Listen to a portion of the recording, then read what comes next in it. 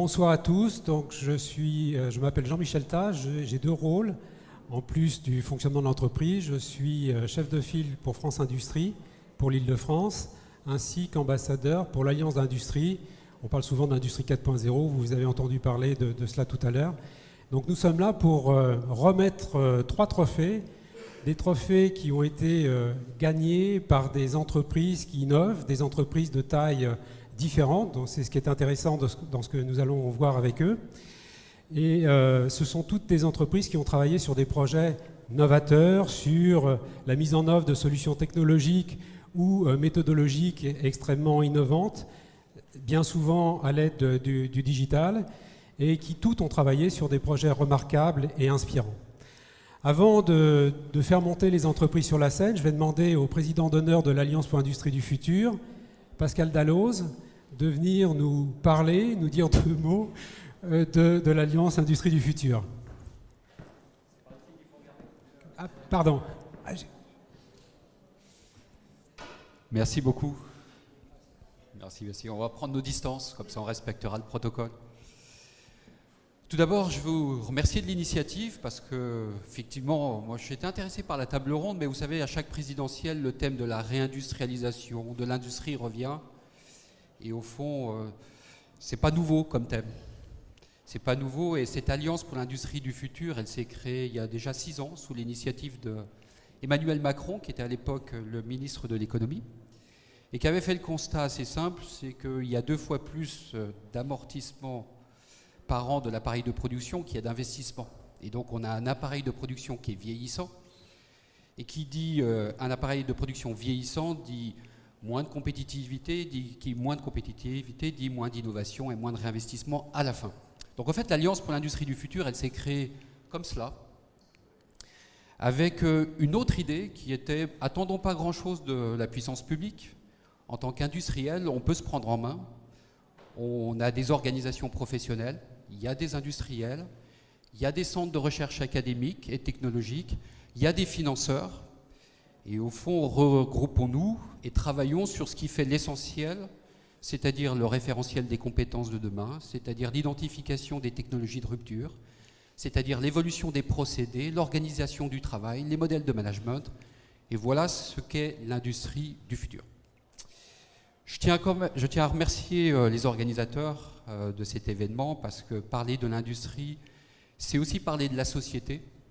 Vous l'avez dit dans la table ronde, on oppose souvent, les mots de la société à l'industrie. Or, je pense qu'elle est souvent la solution. On ne traitera pas le problème de la transition énergétique sans que l'industrie évolue. On ne traitera pas le problème de la mobilité des villes sans traiter une nouvelle forme d'industrie. Donc, c'est au fond une réponse.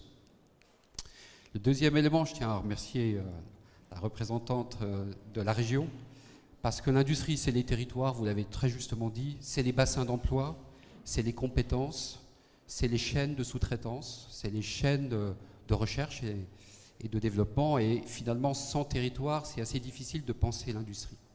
Et puis, je tiens à te remercier parce que, en plus de tes fonctions opérationnelles, tu animes ces clusters, en fait, ces groupes d'animation qui sont régionaux. Alors les vitrines, qu'est-ce qu'elles ont comme objectif? Elles ont comme objectif de mettre en avant des cas concrets. Et on n'est pas là pour parler éventuellement de ce qu'on pourra faire, on est là pour mettre en avant ceux qui ont pris des initiatives de toute taille, des grandes, des petites, et qui ont en tout cas essayé de moderniser leur appareil de production, de monter en gamme, puisque c'est l'enjeu. Il y a une valeur d'exemple, il y a une valeur d'apprentissage, il y a une valeur de résultat aussi. Quand vous devez concéder des investissements, c'est bien d'avoir des cas d'études avec des retours sur investissement. Ça aide à prendre des décisions, ça aide aussi à savoir dans quel écueil il ne faut pas tomber, et c'est l'enjeu de ces vitrines. On en a labellisé 99, je crois, à ce jour, sur le territoire français. Donc nous allons en labelliser 3 de plus ce soir, et je suis heureux de cela. 3 cas très différents. Je vais éviter d'écorcher les noms des sociétés, mais 3 cas très différents, et je laisserai les représentants de ces sociétés se présenter. Mais la première, c'est EOS.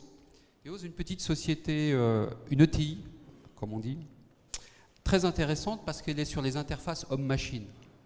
Métier très technologique, beaucoup d'innovation dans ce secteur-là, des grands acteurs, et c'est une société qui compte un peu plus de 20 personnes aujourd'hui et qui exporte. Et elle a fait un pari que j'aime beaucoup.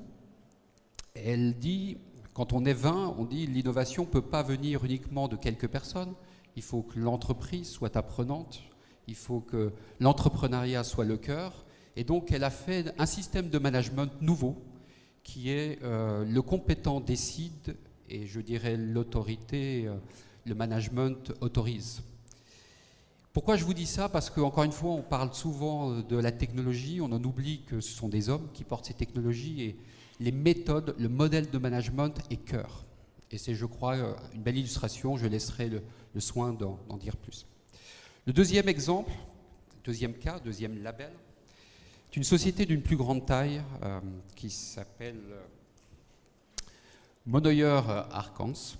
Société, grande société, hein, très belle société familiale basée en Île-de-France, avec un chiffre d'affaires de 2 milliards et qui utilise le numérique pour monter en gamme, pour changer sa relation client, pour étendre son offre.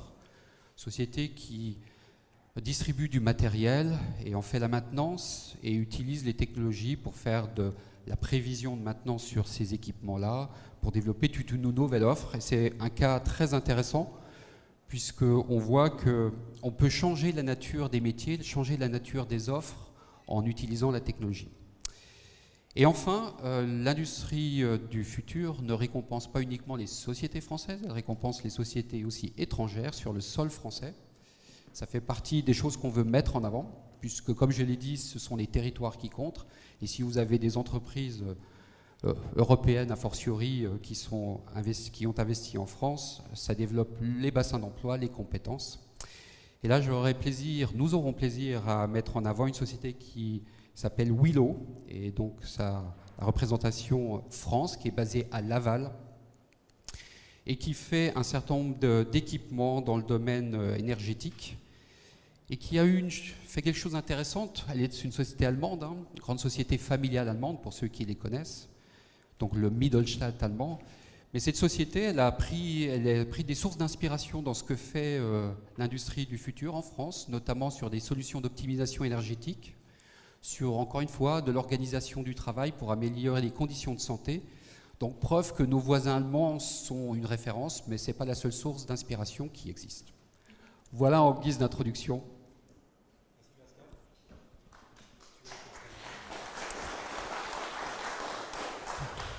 Madame Dublanche, si vous voulez vous donner la peine de monter sur la scène et dire quelques mots sur l'industrie du futur.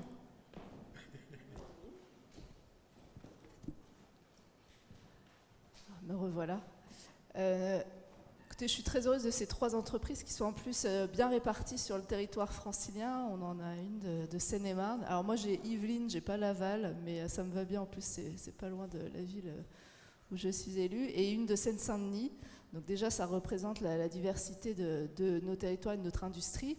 Et effectivement ce que je disais, alors vous disiez que c'était aussi un club d'entreprises qui ne faisait pas forcément appel à des aides publiques, etc. Je me réjouis quand même qu'il y ait un tiers des 3 entreprises de ce soir qui aient eu une aide de la région. Pourquoi?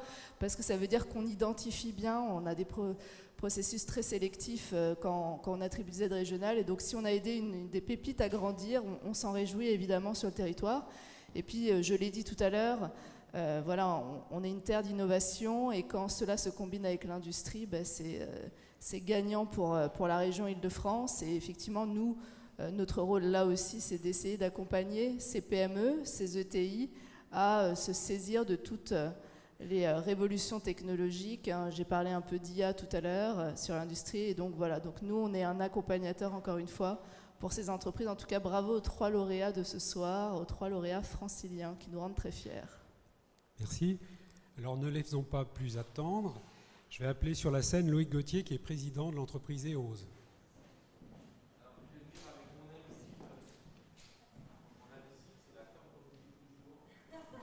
Bienvenue. Je connais ça.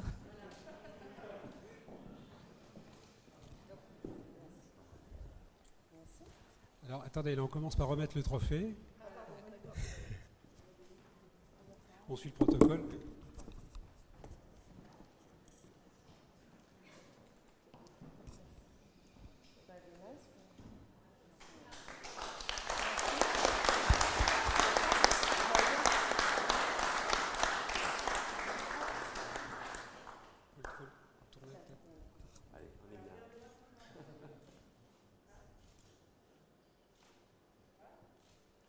Merci.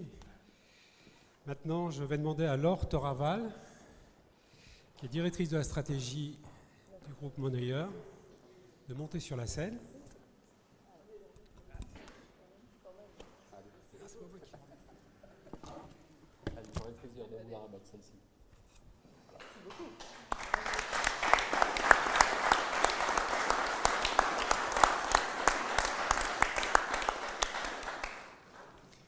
Et la dernière entreprise, Olivier Minot, vice-président de Willow France.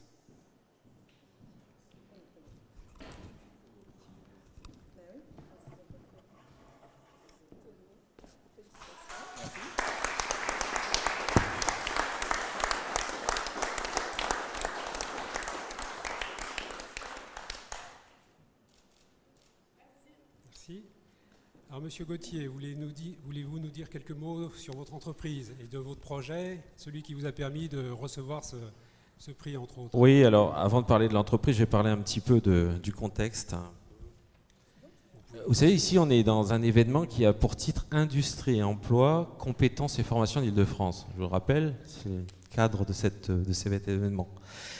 Nous, à Limoges-Fourches, 300 habitants, situés en Île-de-France, en marge des zones peuplées des territoires périphériques, comme vous l'avez souligné, que le géographe Christophe Guilluy a si bien identifié. Nous sommes en Seine-et-Marne, juste à l'intérieur de ce bassin d'emploi énorme, avec beaucoup de compétences. Je suis heureux que cette conférence permette de rendre visibles ces populations et les profondes transformations induites par la 4e révolution industrielle. Je pense que ça, c'est une chose très importante. Je suis convaincu que notre démarche organique, c'est comme ça qu'on l'appelle chez nous, on pourrait l'appeler de façon très différente, vous l'avez très bien souligné. Démarche qui a contribué à notre trophée. D'aucuns l'appelleront design du travail, hein, ça a été théorisé tout ça, c'est pas uniquement quelque chose qui se fait, un cas concret, ça a aussi été théorisé.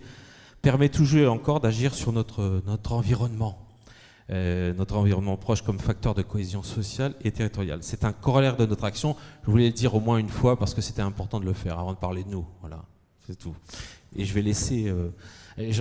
en feuilletant sur Internet ce matin, j'ai trouvé une phrase de Napoléon qui a quand même créé la Société d'encouragement pour l'industrie nationale. Napoléon a dit, et ça sera ainsi un peu le cas de ce qu'on veut dire dans une entreprise de 25, c'est avec de l'audace, on peut tout entreprendre, mais on ne peut pas tout faire. Effectivement, on est un peu atypique, on est même venu à deux, vous voyez. On a, je crois, tout démarré ensemble, donc c'était important pour nous de prendre ce prix ensemble. C'est notre fonctionnement bicéphale et donc on a rajouté une chaise. Merci en tout cas de vous avoir sur la table, Monsieur Darrows. Donc oui, nous sommes une entreprise, une PME de 25 salariés, une industrie comme il en reste trop peu, créée en 1932.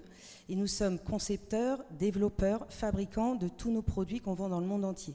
Vous nous utilisez tous les jours, à travers des claviers, à travers des interrupteurs, notamment ce petit clavier rétroéclairé en bleu sur lequel vous appuyez pour ouvrir la majorité des portes cochères de Paris. Donc ça, c'est nous, fabriqués en France.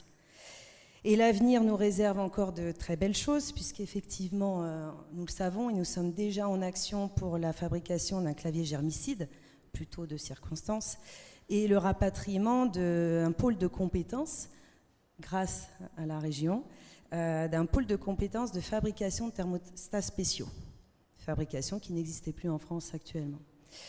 Donc ce trophée, nous l'avons voulu, beaucoup.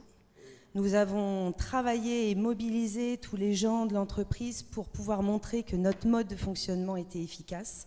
Et en plein cœur de la crise sanitaire, on a réussi et on a tout mis en œuvre pour convaincre le comité de l'AIF d'avoir ce prix. Chez nous, au-delà des cobots ultra perfectionnés, au-delà des objets connectés, au-delà de tous les parcs technologiques duquel on s'est équipé, notre plus grande force, c'est ce que vous avez décrit, c'est que chaque salarié est responsable de tous les autres sur sa propre compétence. Le salarié décide, la hiérarchie autorise. c'est notre leitmotiv, c'est le salarié qui décide et nous qui autorisons. Je le répète parce que c'est ce mode de management qui nous a permis de gagner ce trophée et on en est très très fiers. Donc on va remercier quelques personnes quand même. Merci beaucoup, d'abord on est très très fiers d'être là. On voulait remercier l'État et la région pour le soutien actuel à l'industrie française. Ça fait du bien de l'entendre et merci pour votre soutien pour notre industrie. On voulait soutenir l'AIF, bien sûr, vous remercier pour votre soutien. L'AIF, bien entendu, parce que nous trouvons que c'est une magnifique initiative de mettre les industries au cœur. Et bien sûr, toutes ces personnes qui savent que l'importance de l'industrie, quelle est l'importance de l'industrie en France et qui ont le désir, en tout cas, de la faire réémerger. Et l'association qui nous héberge porte très bien son nom. Et bien sûr, c'est évident, mais les personnes que nous remercions le plus, ce sont nos salariés. Ce sont tous les salariés entrepreneurs de notre entreprise et certains sont venus physiquement ici. Et je vais les citer, c'est Coralie, Fatma, Rosie, Ludovic, voilà, il lève la main, Ludovic, Thomas et Jérôme. Merci à eux, merci à Christian qui est derrière son écran et à tous ceux qui nous regardent en ligne parce que tous ne pouvaient pas venir. Donc merci à tous. Donnez un peu de voix. Et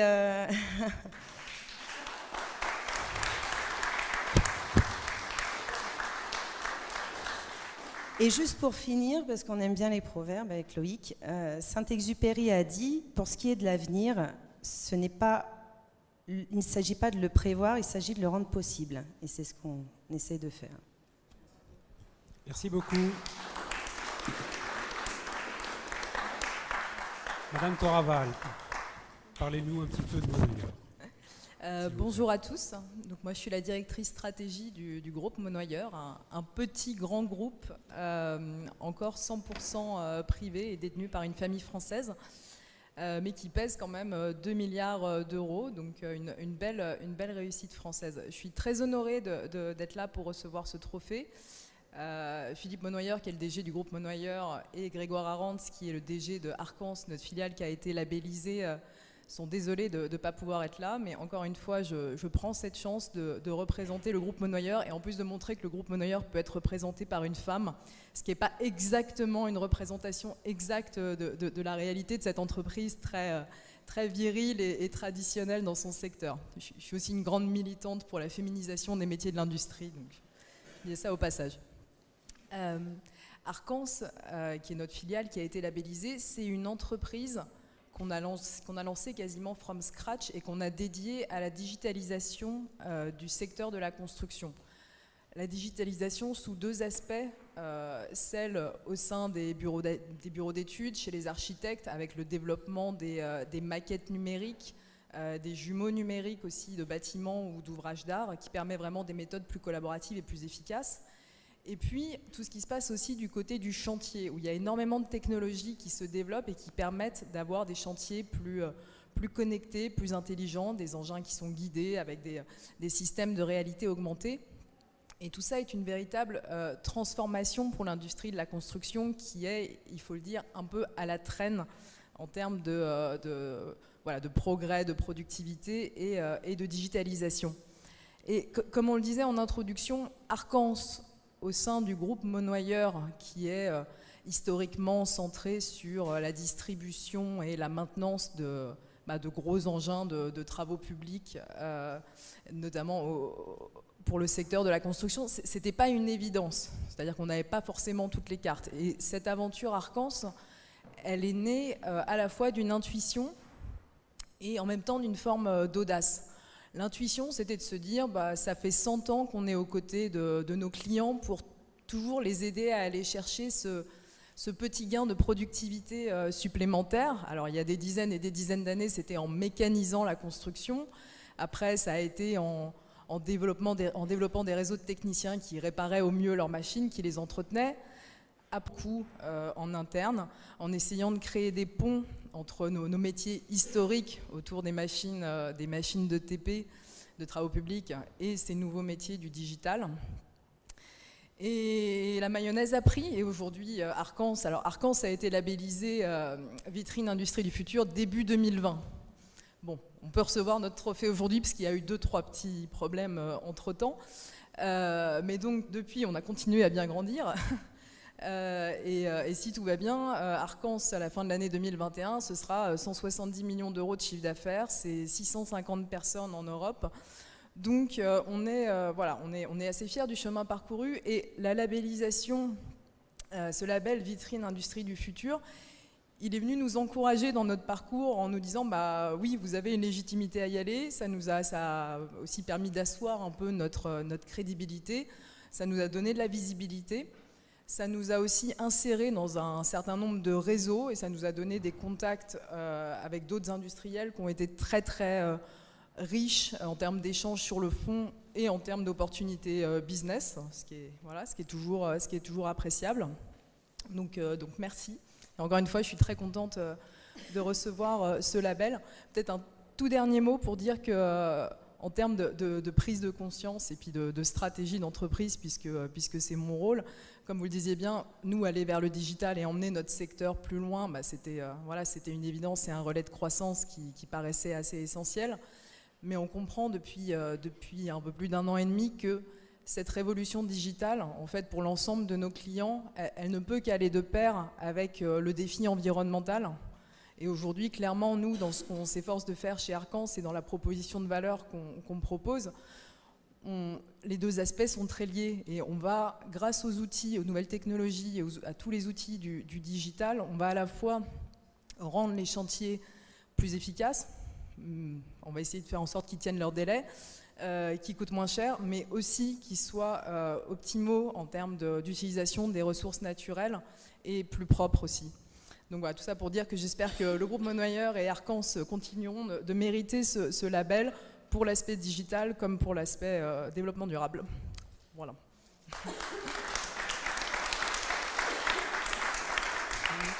Merci, nous en sommes persuadés. Nous passons maintenant dans le monde des pompes avec Monsieur Minot. Bonjour, bonjour à tous. Merci beaucoup pour ce label. Vilo en France, c'est 1200 personnes. C'est effectivement une usine à Laval, mais c'est un siège dans les Yvelines. Donc voilà, c'est pour ça aussi qu'on est là aujourd'hui. On est très très fiers de ce label. C'est d'abord le résultat d'un travail d'équipe de l'ensemble de nos collaborateurs. On se retrouve un peu dans votre modèle de management, donc je suis content d'être avec vous aujourd'hui. L'engagement du groupe, donc, qui fabrique des pompes et des systèmes de pompage, c'est d'offrir à nos clients des produits à haut rendement énergétique, et c'est un engagement environnemental pour lutter contre le réchauffement climatique. Donc ça a été le début de notre projet qui nous amène aujourd'hui à ce label. Pour réaliser cette transformation dans nos produits, on a aussi choisi de prendre en compte la santé et la sécurité de nos employés au cœur, tout au début de notre projet. Donc notre transformation industrielle, pour permettre la fabrication de ces produits à haut rendement, c'est basé sur la prise en compte de ces contraintes, ce qui nous a permis de réduire très très significativement maladies professionnelles et problématiques liées au travail. Ça a mis vraiment l'humain au cœur de notre projet d'entreprise, et ça nous a permis de faire adhérer l'ensemble de nos employés à ce projet-là. Ces produits aujourd'hui, ces produits haut rendement, ces produits connectés, eh bien, on arrive à les vendre à travers le monde. 80% de la fabrication des produits faits sur le territoire français sont exportés. Donc la cohérence de ce projet d'entreprise, faire des produits à haut rendement qui répondent à des nouvelles attentes de nos clients. Mettre l'humain au cœur de notre projet d'entreprise, c'est ce qui nous permet aujourd'hui d'avoir ce succès. Je vous remercie. Merci à tous.